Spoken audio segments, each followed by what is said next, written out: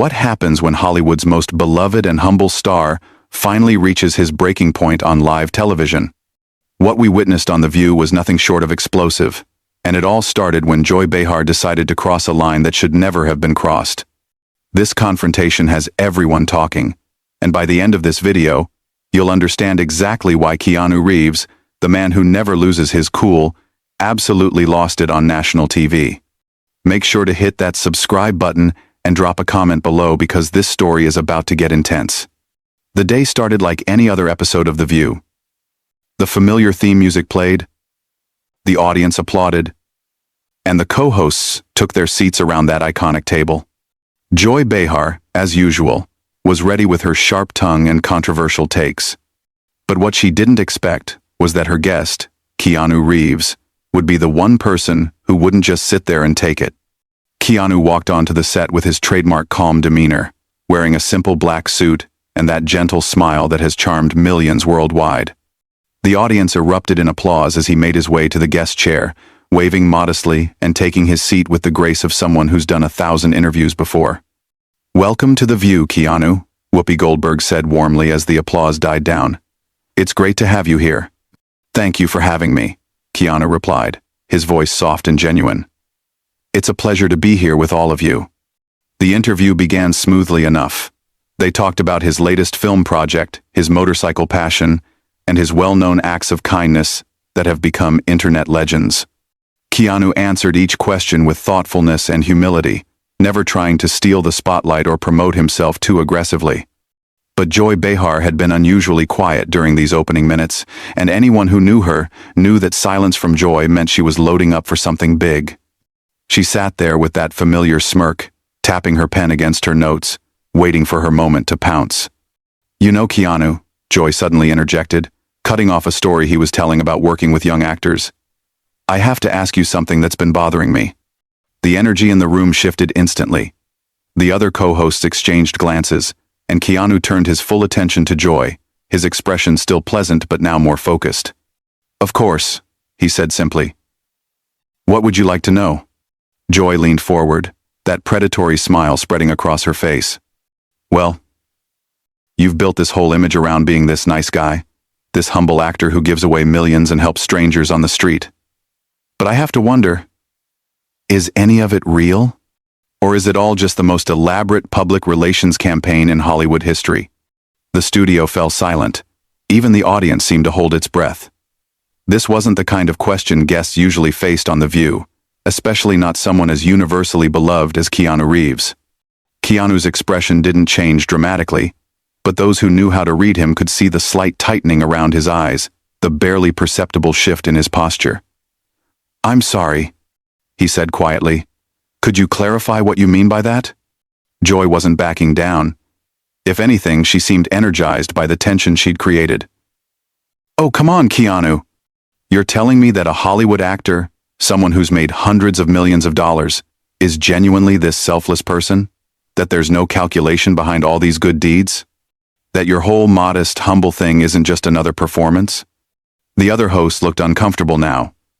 Whoopi cleared her throat, clearly wanting to steer the conversation elsewhere, but Joy was just getting started. "I mean," Joy continued, her voice getting sharper, "normal people don't have photographers following them around when they do good deeds. Normal people don't have their acts of kindness become viral marketing campaigns for their movies. So forgive me if I'm a little skeptical of Saint Keanu." Keanu sat still for a moment, processing what he'd just heard. When he finally spoke, his voice was still controlled. But there was something different about it now. Something harder.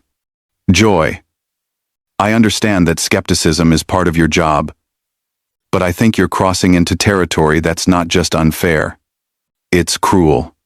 "Cruel?" Joy laughed. Actually laughed. "Oh, please. I'm asking legitimate questions that journalists should be asking. You want cruel? Cruel is manipulating people's emotions for profit. Cruel is building a fake persona to sell movie tickets." That's when something shifted in Keanu's eyes. The man who had remained calm through decades of personal tragedy, who had faced unimaginable loss with grace and dignity, was finally reaching his limit. "You want to talk about manipulation, Joy?" Keanu's voice was still quiet, but now it carried a weight that made everyone in the studio lean forward. Let's talk about manipulation. The words hung in the air like a challenge. Keanu Reeves, the man who had spent his entire career avoiding confrontation, was now staring directly at Joy Behar, with an intensity that made the entire studio hold its breath. "You sit at this table every day," Keanu continued, his voice gaining strength with each word, "and you tear people down for entertainment. You take someone's genuine attempt to do good in the world, and you twist it into something cynical and calculated because that's what gets ratings, isn't it, Joy?" Joy's smirk faltered slightly, but she wasn't backing down. "I'm a journalist, Keanu. I ask hard questions. If you can't handle that, maybe you shouldn't be doing interviews." "Hard questions?"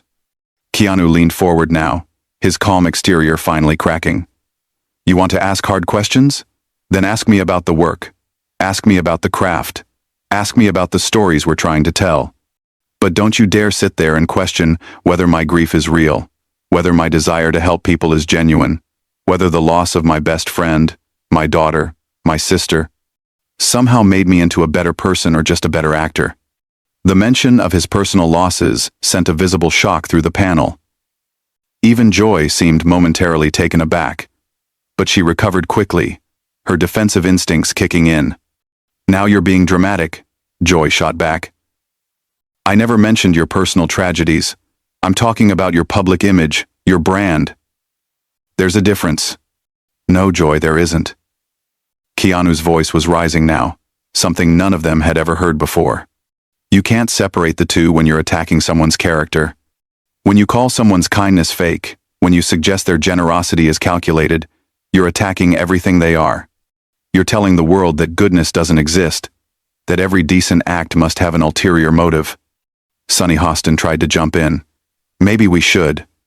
"No," Keanu said firmly, his eyes never leaving Joy's face. "Let her finish. She clearly has more to say about my supposed manipulation. Please, Joy, enlighten us all about how helping a stranded motorist change a tire is a publicity stunt. Tell us how giving my Matrix salary to the crew was just good business. Explain to everyone how privately paying for cancer treatments for friends is somehow calculated marketing." Joy's face was reddening now, her voice getting shriller. "You see? This is exactly what I'm talking about. You've got a list ready. You know exactly which good deeds to mention when someone challenges you. That's not genuine kindness, that's crisis management." The audience began to murmur, some clearly uncomfortable with Joy's continued attacks, but Keanu wasn't done. "You want to know what crisis management looks like, Joy?" Keanu stood up from his chair, something that caught everyone off guard. "Crisis management is when someone like you gets called out for being unnecessarily cruel on national television, and instead of apologizing, instead of showing an ounce of human decency, you double down and attack harder. That's crisis management." "I am not being cruel," Joy insisted, but her voice lacked the confidence it had earlier. "I'm being realistic. I'm being honest." "Honest?" Keanu's laugh was sharp and bitter, a sound none of them had ever heard from him before. "You want honest? Here's honest. You're not a journalist, Joy. Journalists seek truth. You seek controversy. You don't care about facts. You care about reactions. You don't want to inform people, you want to upset them, because upset people keep watching, and watching people make you money." Whoopi tried again to intervene. "Keanu, maybe we can." "No, Whoopi, with all due respect, I'm not finished." Keanu turned back to Joy, who was now shifting uncomfortably in her seat. "You want to question my motives?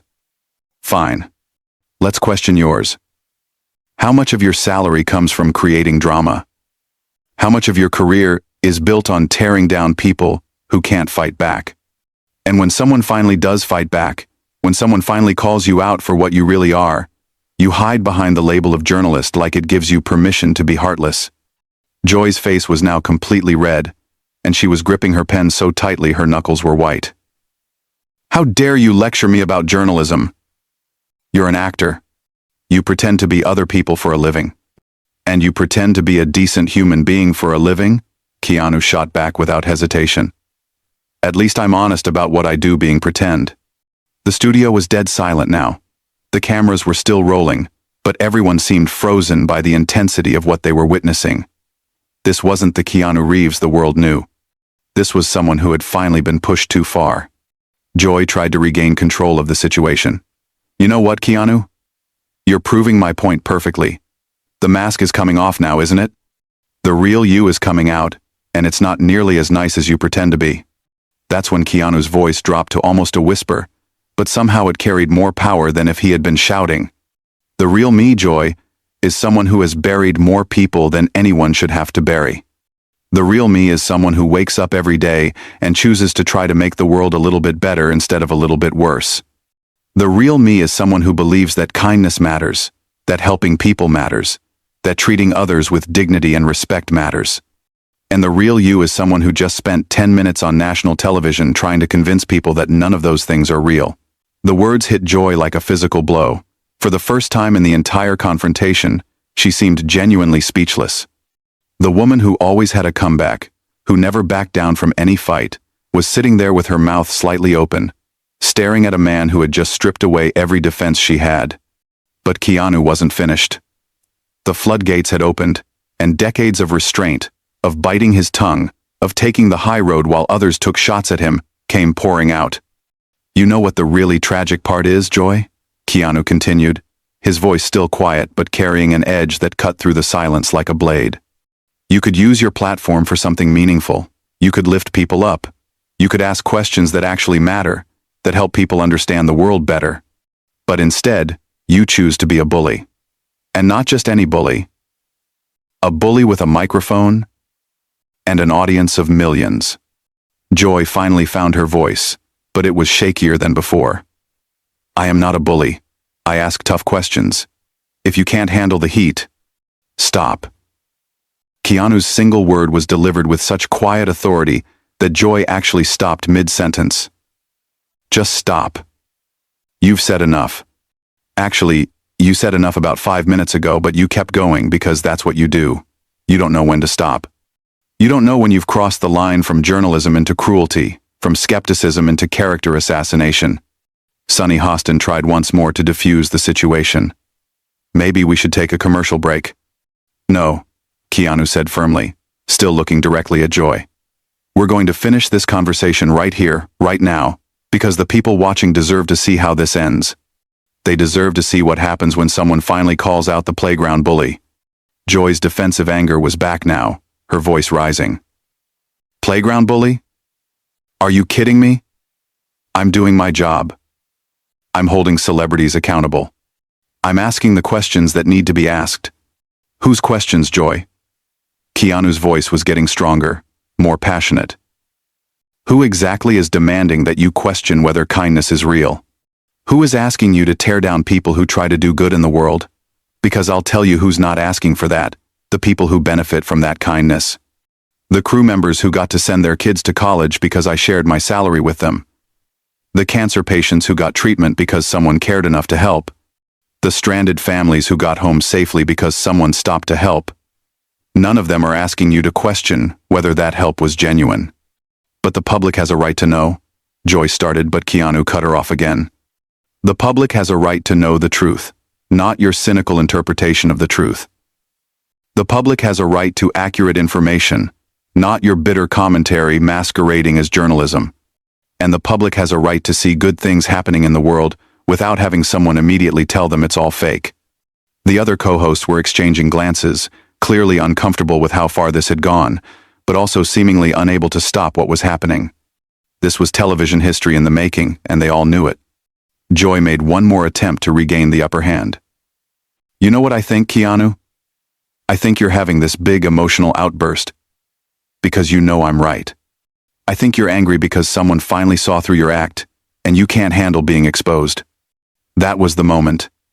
That was when Keanu Reeves, the man who had remained calm through decades of loss and pain, finally exploded. Exposed? His voice boomed through the studio, loud enough to make several people jump. You want to talk about being exposed? Let's talk about what you've exposed here today, Joy. You've exposed yourself as someone who is so miserable, so bitter, so incapable of believing that good exists in the world, that you have to tear down anyone who proves you wrong. Joy tried to interrupt, But Keanu wasn't having it. No, you've had your turn to talk. You've had your turn to attack, to question, to tear down. Now it's my turn. His voice was still loud, but controlled, like a controlled explosion.